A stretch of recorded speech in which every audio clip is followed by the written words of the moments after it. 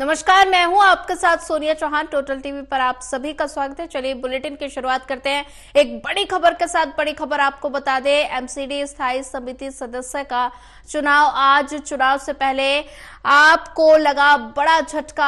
आपने 3 निगम पार्षदों ने छोड़ी पार्टी।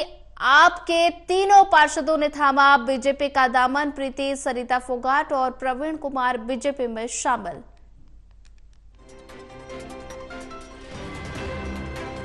बड़ी जानकारी आपको दे रहे हैं। एमसीडी स्थायी समिति सदस्य का चुनाव आज। चुनाव से पहले आम आदमी पार्टी को बड़ा झटका लगा और ऐसे में आपके 3 निगम पार्षदों ने छोड़ी पार्टी। आपके तीनों पार्षदों ने थामा बीजेपी का दामन। प्रीति, सरिता फोगाट और प्रवीण कुमार बीजेपी में हुए शामिल।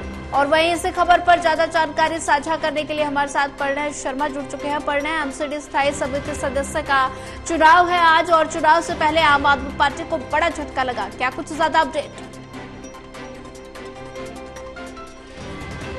स्थायी समिति के सदस्य का चुनाव इस वजह से भी होने जा रहा है क्योंकि अमरजीत सहरावत जो कि स्थायी समिति की सदस्य हुआ करती थी, वो उन्होंने सांसद का चुनाव लड़ा था और उसके कारण ये जो पद था वो खाली हो गया था। सुनिए, क्या आप मुझे सुन पा रही हैं? जी। उसी के कारण अब ये जो चुनाव है वो होने जा रहा है और अहम बात ये है कि इस चुनाव को लेकर जो तैयारियां हैं वो दोनों ही दलों की तरफ से जोरदार तरीके से की गई हैं। जहाँ तक बात पार्षदों की बात कर रही हैं आप, जो आम आदमी पार्टी के पार्षदों ने बीजेपी का दामन थामा है, निश्चित तौर पर ये आम आदमी पार्टी के लिए एक बड़ा झटका है। कल ही अगर हम बात करें तो बीजेपी में 3 पार्षद आम आदमी पार्टी के शामिल हुए, जिसमें दिलशाद कॉलोनी की पार्षद प्रीति, ग्रीन पार्क से पार्षद सरिता फोगाट और मदनपुर खादर वार्ड से पार्षद प्रवीण कुमार, ये तीनों बीजेपी में शामिल हुए।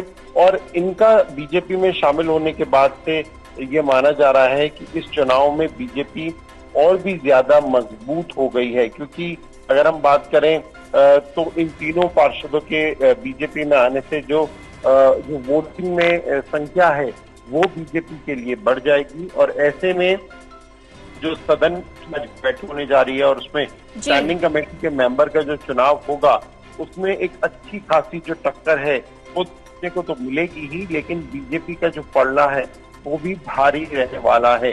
तो देखना बहुत दिलचस्प होगा कि आखिर क्या बीजेपी इस चुनाव में अपनी जो सीट थी उसे बरकरार रख पाती है या नहीं। जी, प्रणय शर्मा बने रहिए हमारे साथ, आगे भी आपसे अपडेट लेते रहेंगे।